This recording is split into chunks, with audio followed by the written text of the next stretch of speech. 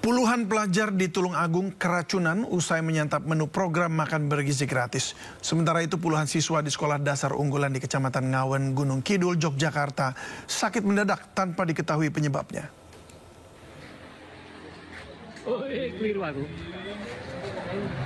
Suasana di SMP Negeri 1 Boyolangu, Kabupaten Tulung Agung, Jawa Timur mendadak panik karena puluhan siswa harus dilarikan ke puskesmas.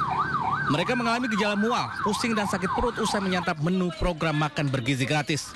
Hingga siang sebanyak 38 siswa mendapat perawatan di puskesmas Boyolangu. Satu di antaranya harus dirujuk ke rumah sakit karena kondisinya yang lemah. Menu makan bergizi gratis yang disantap siswa terdiri dari nasi kuning, lauk ayam kecap, buah salak dan irisan tomat. Makanan tersebut dipasok oleh SPPG yang berlokasi di Desa Tanggung, Kecamatan Campur Darat. SPPG tersebut juga memasok menu serupa ke beberapa sekolah lain di wilayah Tulung Agung. Namun hingga Senin siang belum ada laporan kasus serupa dari sekolah lain. Gejala sakit perut mual muntah setelah menyantap MBG yang ada di SMP Negeri 1 Boyolangu. Sementara ini SPPG-nya berada di Tanggung Campur Darat. Pihak polisi bersama Dinas Kesehatan Tulung Agung masih melakukan penyelidikan termasuk mengambil sampel makanan di lokasi penyedia untuk memastikan penyebab keracunan massal tersebut. Dari Tulung Agung, Jawa Timur, Anang Agus Faisal Anyus melaporkan.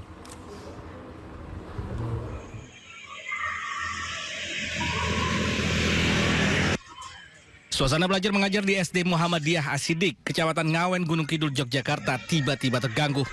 Sebanyak 60 siswa izin tidak masuk sekolah karena alasan sakit atau tidak enak badan. Sejumlah siswa mengeluhkan demam, pusing hingga lemas. Belum diketahui penyebab pastinya, namun gejala mulai dirasakan para siswa sejak Kamis lalu. Pada Jumat sebanyak 22 siswa izin tidak masuk sekolah karena sakit. Puncaknya pada hari Senin, total dari 210 siswa kelas 1 sampai 6 terdapat 61 siswa yang tidak masuk sekolah. Sejumlah murid bahkan terpaksa dijemput oleh orang tua meski pembelajaran belum selesai.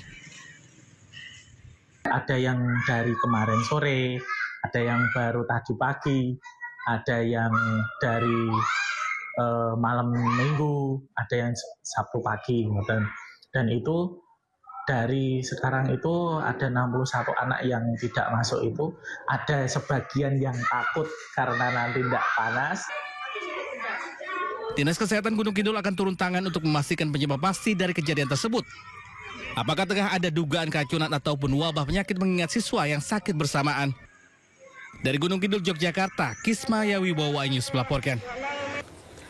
Dugaan korupsi yang menjerat Nadiem Makarim bermula usai rangkaian pemeriksaan yang dilakukan Kejaksaan Agung.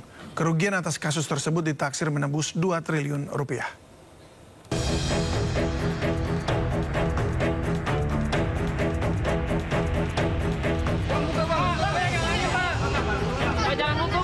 Kejaksaan Agung menetapkan Nadiem Makarim sebagai tersangka dugaan korupsi pengadaan laptop berbasis Chromebook. Mantan Mendikbudristek ini langsung ditahan selama 20 hari ke depan. Nadiem ditetapkan sebagai tersangka usai menjalani pemeriksaan selama 9 jam.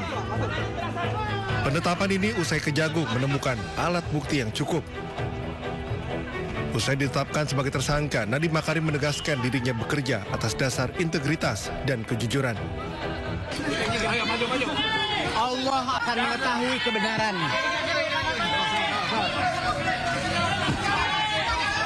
Bagi saya, seumur hidup saya, integritas nomor 1.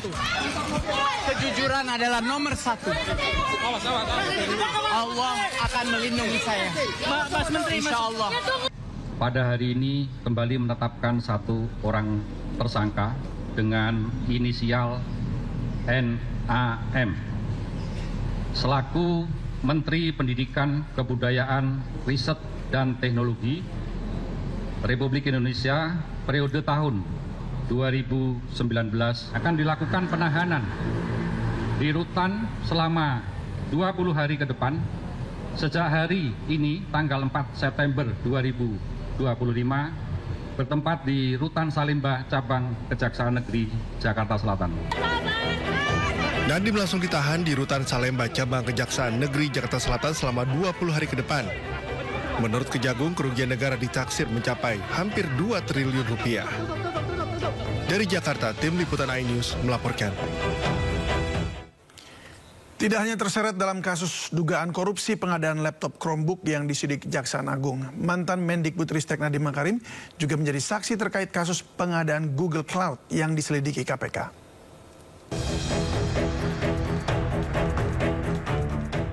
Nama Nadiem Makarim terseret dalam dugaan korupsi pengadaan laptop di Kemendikbudristek saat dirinya menjabat sebagai Menteri periode 2019-2022.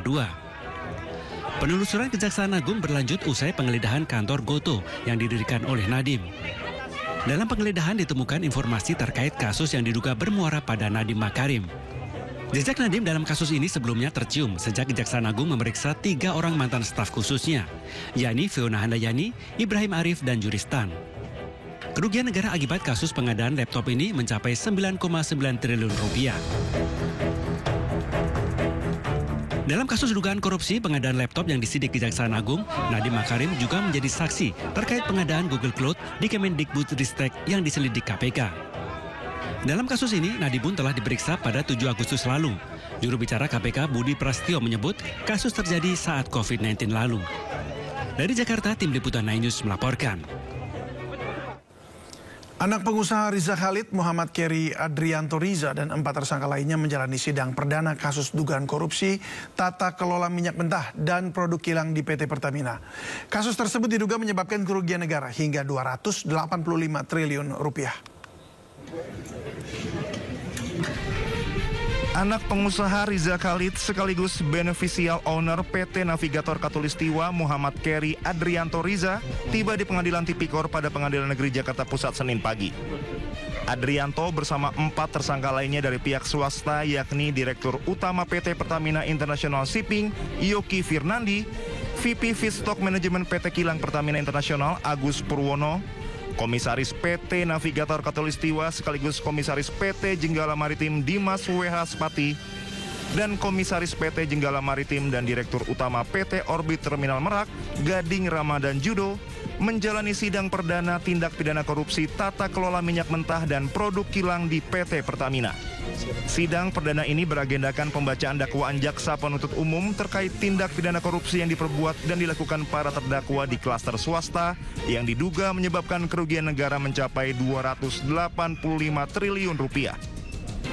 Kejaksaan Agung sudah menetapkan 18 tersangka dalam perkara ini.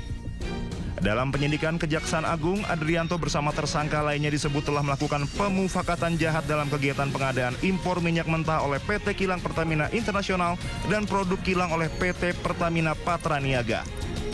Pemufakatan ini diwujudkan dengan mengatur proses pengadaan impor minyak mentah dan produk kilang yang seolah-olah dilaksanakan sesuai ketentuan. Salah satunya dengan pengondisian pemenangan broker yang telah ditentukan dan menyetujui pembelian dengan harga tinggi yang tidak memenuhi persyaratan. Kecewa, Bupati Pati Sudewo masih menjabat. Warga Pati berunjuk rasa di alun-alun Juwana. Warga menuntut pansus hak angket segera mencopot Sudewo dari jabatannya. Sesepuh, bini sepuh, aji sepuh, wonten ing tlatah Kawedanan Juwana ingkang tuhu. Aksi unjuk rasa di alun-alun Juwana Kabupaten Pati kembali digelar. Ratusan massa yang tergabung dalam koalisi masyarakat Pati anti premanisme membakar poster Bupati Pati Sudewo sebagai bentuk kekecewaan. Massa marah atas kekerasan yang dialami aliansi masyarakat Pati Bersatu saat menuntut Bupati Sudewo mundur. Kita harus untuk Kapolres usut tuntas atas pengeroyokan dan pembakaran rumah teman kami. Tangkap siapa pelaku dan dalang dari semua ini. Kedatangan warga pun sempat diterima oleh perwakilan Pemkot Pati. Mereka pastikan keamanan warga Pati.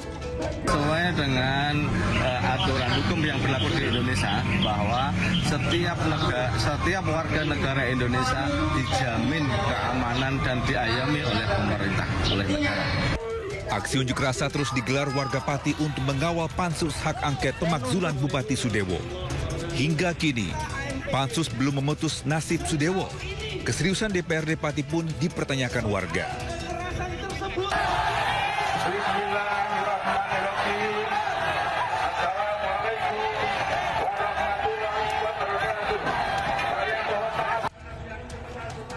Sebelumnya, Bupati Sudewo menjadi sorotan setelah menaikkan PBB Pati hingga 250%. Kebijakan itu memicu amarah warga Pati. Massa pun sempat unjuk rasa besar-besaran menuntut Sudewo mundur. Tak hanya itu, Sudewo juga diduga terlibat korupsi pembangunan dan pemeliharaan jalur kereta api. Bupati Pati ini pun sempat diperiksa KPK sebagai saksi. Kini warga Pati menanti nasib. Tim Liputan iNews melaporkan.